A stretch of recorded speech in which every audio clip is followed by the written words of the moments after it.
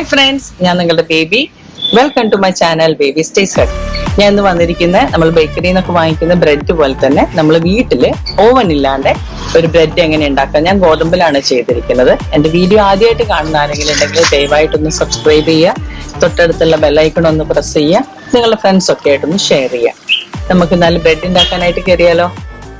Wheat ബ്രെഡിന് വേണ്ടിയിട്ട് നമ്മൾ മാവ് കുഴയ്ക്കാൻ എടുക്കുന്ന അതേ പാത്രത്തിലേക്ക് തന്നെ 250 ml കപ്പിനകത്ത് ഏകദേശം 1 കപ്പ് ഇളം ചൂടുള്ള പാല്, ആ പാലിനകത്തേക്ക് ഒരു 1/2 ടേബിൾ സ്പൂണിനടുത്ത് ഇൻസ്റ്റന്റ് ഈസ്റ്റ് അതും കൂടെ നമ്മൾ ചേർത്ത് കൊടുക്കുക. അതിൻ്റെ കൂട്ടത്തിൽ തന്നെ ഈസ്റ്റ് പൊങ്ങണമെങ്കിൽ എപ്പോഴും കുറച്ച് പഞ്ചസാര നമ്മൾ ഇട്ട് കൊടുക്കണം. അപ്പം ഞാൻ കുറച്ച് മധുരം അധികമുള്ള ബ്രെഡാണ് ഉണ്ടാക്കാൻ ഉദ്ദേശിക്കുന്നത്, അതുകൊണ്ട് ഞാൻ 2 ടേബിൾ സ്പൂൺ പഞ്ചസാര എടുത്തിട്ടുണ്ട്. അതും കൂടെ ചേർത്തിട്ട് നമ്മളിത് നല്ലതുപോലെ പഞ്ചസാര ഈസ്റ്റ് നന്നായി ഈ ഇളം ചൂടുള്ള പാലിൽ അലിയുന്നത് വരെ നന്നായി ഇളക്കി കൊടുക്കുക. അതിനുശേഷം നമ്മളിത് റെസ്റ്റ് ചെയ്യാനായിട്ട് ഒരു 10 മിനിറ്റ് മാറ്റി വെക്കണം. കാര്യം നന്നായിട്ട് ഇതൊന്ന് ഫെർമെൻ്റ് ആയിട്ട് വരണം. ഇപ്പോൾ 10 മിനിറ്റ് കഴിഞ്ഞു, കണ്ടില്ലേ, നന്നായിട്ട് ഇത് ഫെർമെൻ്റ് ആയി വന്നിട്ടുണ്ട്. ഇത് നല്ലതുപോലെ ഒന്നും കൂടെ നന്നായി ഇളക്കിയതിന് ശേഷം ഇനി നമ്മൾ അതിനകത്തേക്ക് ഗോതമ്പ് പൊടിയിലാണ് ബ്രെഡ് ഉണ്ടാക്കുന്നതെന്ന് ഞാൻ പറഞ്ഞു. ഇനി അതിനകത്തേക്ക് നമ്മൾ 250 ml കപ്പിൽ ഞാൻ 3 കപ്പ് മെഷർമെൻറ്റ് കപ്പിൽ 3 കപ്പ് ഗോതമ്പ് പൊടി എടുത്തിട്ടുണ്ട്.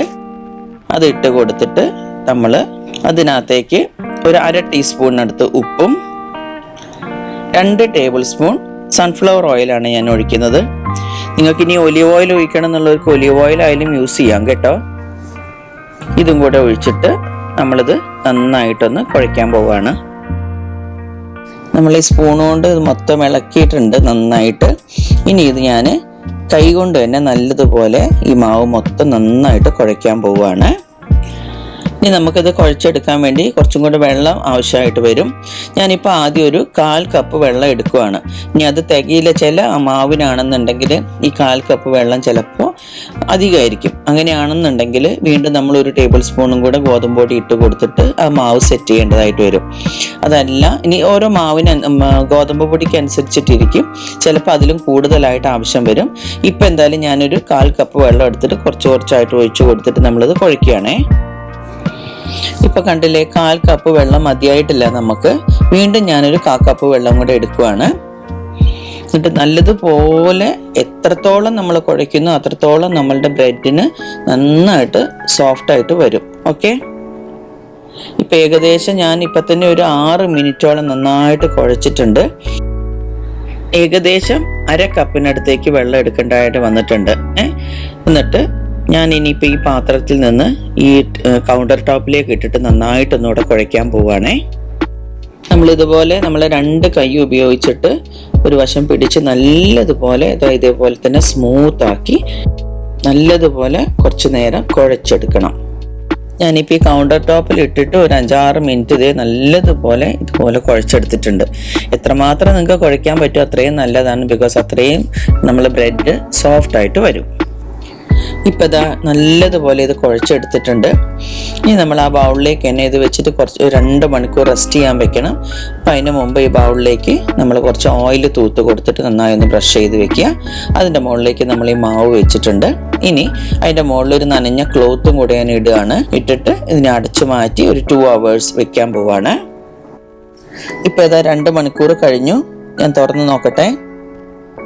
കണ്ടില്ലേ ഫ്രണ്ട്സ്, ഇതാ നല്ലതുപോലെ പൊങ്ങി വന്നിട്ടുണ്ട്, നല്ല സോഫ്റ്റ് ആയിട്ട് പൊങ്ങി വന്നിട്ടുണ്ട്. ഇനി നമ്മളിത് പാത്രത്തിൽ നിന്ന് മാറ്റി വീണ്ടും അതേപോലെ തന്നെ ഒന്നും കൂടെ ഈ കൗണ്ടർ ടോപ്പിലേക്ക് വെക്കുകയാണേ.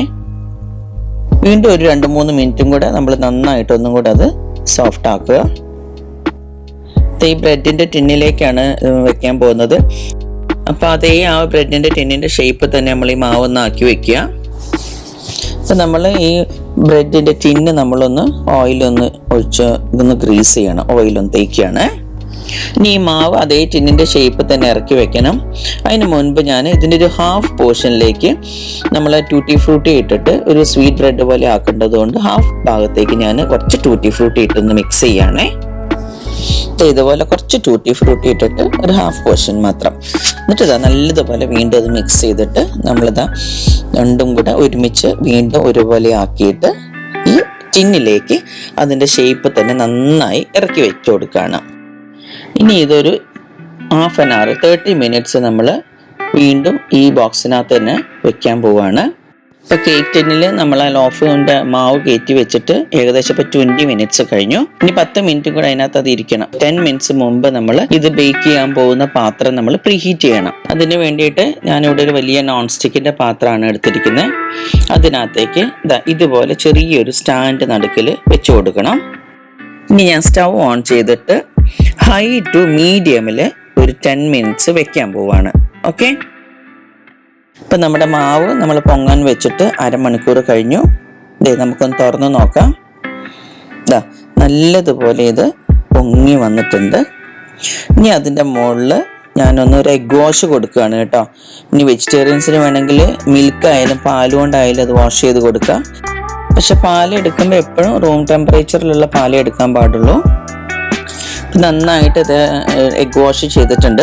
ഇനി ഇത് ബേക്ക് ചെയ്യാൻ വേണ്ടിയിട്ട് നമ്മൾ നേരത്തെ പ്രീ ഹീറ്റ് ചെയ്ത് വെച്ച പാത്രത്തിലേക്ക് ഇറക്കി വെക്കാൻ പോവാണ്. നമ്മൾ ഇത്രയും നേരം പ്രീ ഹീറ്റ് ചെയ്യാൻ വേണ്ടിയിട്ട് ഹൈ ടു മീഡിയമിലായിരുന്നു തീ വെച്ചിരുന്നത്. ഇനി നമ്മൾ ഒരു 30 minute മീഡിയം ടു ലോയിലേക്ക് ആക്കിയിട്ട് വേണം വെക്കാനായിട്ട്. നമ്മൾ ഈ 30 minute കഴിഞ്ഞതിന് ശേഷം വീണ്ടും ഒരു 10 minute കൂടെ നമ്മൾക്ക് ബട്ടർ ഒന്ന് തേച്ച് കൊടുത്തിട്ട് വീണ്ടും നമ്മൾ ഇതിനകത്ത് തന്നെ ഇറക്കി വെക്കേണ്ടതായിട്ടുണ്ട്. അപ്പം അതുകൊണ്ട് ബട്ടർ റൂം ടെമ്പറേച്ചറുള്ള ബട്ടർ ആയിരിക്കണം. അധികം ഒന്നും വേണ്ട, ഒരു 1/2 teaspoon ബട്ടർ എടുത്ത് നിങ്ങൾ നേരത്തെ പുറത്ത് വെക്കണം. ഇപ്പോൾ ഇതാ വീണ്ടും നമ്മൾ ലോ ഫ്ലെയിമിൽ വെച്ചിട്ട് 15 minutes കഴിഞ്ഞിട്ടുണ്ട്. നമുക്ക് തുറന്ന് നോക്കാം. നല്ല സ്മെല്ലൊക്കെ വരുന്നുണ്ട്. ഞാനിത് പുറത്തേക്ക് എടുത്ത് വെക്കുകയാണ്. കുറച്ചൊന്ന് ചൂടാറിയതിന് ശേഷം മാത്രമേ നമ്മൾക്ക് ഈ ട്രേന്ന് എടുക്കാൻ പറ്റുള്ളൂ. ഇനി ഞാൻ ഈ ട്രേന്ന് ഇതൊന്ന് മാറ്റുകയാണ്. കണ്ടില്ലേ ഫ്രണ്ട്സ്, നമ്മൾ അടിപൊളി ഗോതമ്പ് ബ്രെഡ് റെഡി ആയിട്ടുണ്ട്. കണ്ടോ, നല്ല മണമുണ്ട്, നല്ല സോഫ്റ്റാണ്. കണ്ടില്ലേ, നമ്മൾ ഈ ബേക്കറിയിൽ നിന്നൊക്കെ വാങ്ങിക്കുന്നതിനേക്കാളും ഇത് നമ്മുടെ വീട്ടിൽ തന്നെ ഉണ്ടാക്കിയതാകുമ്പോൾ അതിന് നല്ലൊരു സ്മെല്ലും നല്ല സോഫ്റ്റുമാണ് ഇത്. ഞാനിത് ഈ ഒരു വയർ ബ്രഷ് സ്റ്റാൻഡിൻ്റെ മുകളിലേക്ക് വെക്കുകയാണ്. എങ്ങനെയായാലും നന്നായി തണുത്തെങ്കിലേ ഉള്ളൂ നമുക്കിനി ഇത് മുറിച്ചെടുക്കാൻ പറ്റുള്ളൂ, ഇല്ലെങ്കിൽ അത് പൊടിഞ്ഞു പോകും. അപ്പം നന്നായിട്ട് തണുത്തിട്ടുണ്ട്. കണ്ടില്ലേ, നല്ല സോഫ്റ്റാണിത്. കണ്ടോ, ഞാൻ ഇതൊന്നിന് മുറിച്ച് കാണിക്കാൻ പോവാണേ. ആദ്യം തന്നെ നമ്മൾ ആ കുറച്ച് ടൂട്ടി ഫ്രൂട്ടി ഒക്കെ ഇട്ട് ആ സൈഡ് ഉണ്ടല്ലോ, അതാണ് ഞാൻ കട്ട് ചെയ്ത് കാണിക്കാൻ പോകുന്നത്. കണ്ടില്ലേ ഫ്രണ്ട്സ്, നല്ല സോഫ്റ്റുമാണ്. അതിലുപരി നല്ലൊരു മണം, നല്ലൊരു എന്താ പറയുക, നമ്മൾ ബേക്കറിയിൽ നിന്നൊക്കെ ബ്രെഡിന് ഒരു പ്രത്യേക മണം ഉണ്ടല്ലോ, അതേ നല്ല സ്മെല്ല്, നല്ല സോഫ്റ്റുമാണ്. ഇനി അപ്പുറത്തെ സൈഡും കൂടെ ഞാൻ മുറിച്ച് കാണിക്കാം. കണ്ടില്ലേ, നല്ല സോഫ്റ്റ് ആയിട്ടാണ് ഈ ബ്രെഡ് കിട്ടിയിരിക്കുന്നത്. അപ്പം നമുക്ക് തന്നെ വീട്ടിൽ ഗോതമ്പ്, ഞാനിപ്പോൾ ഇന്ന് ഗോതമ്പ് കൊണ്ടാണ് ഉണ്ടാക്കിയത്. മൈദ ഉപയോഗിച്ചും ഇതേ മെഷർമെന്റ് തന്നെ നിങ്ങൾക്ക് ട്രൈ ചെയ്യാം. നമ്മൾ ഓവനിൽ ബേക്ക് ചെയ്ത പോലെ തന്നെ വന്നിട്ടുണ്ട്. അപ്പോൾ ഓവൻ ഇല്ലാത്തവർക്കായാലും ഇതേപോലെ വീട്ടിൽ തന്നെ നമുക്ക് ട്രൈ ചെയ്യാൻ പറ്റും. എൻ്റെ ഈ വീഡിയോ ആദ്യമായിട്ട് കാണുന്ന ആരെങ്കിലും ഉണ്ടെങ്കിൽ ദയവായി ഒന്ന് സബ്സ്ക്രൈബ് ചെയ്യുക, തൊട്ടടുത്തുള്ള ബെല്ലൈക്കൺ ഒന്ന് പ്രസ് ചെയ്യുക, നിങ്ങളുടെ ഫ്രണ്ട്സുമായിട്ടൊന്ന് ഷെയർ ചെയ്യുക. ഞാൻ ഈ അടുത്തൊരു വീഡിയോ ആയിട്ട് വരുന്നവരെയും ബൈ ഫ്രണ്ട്സ്.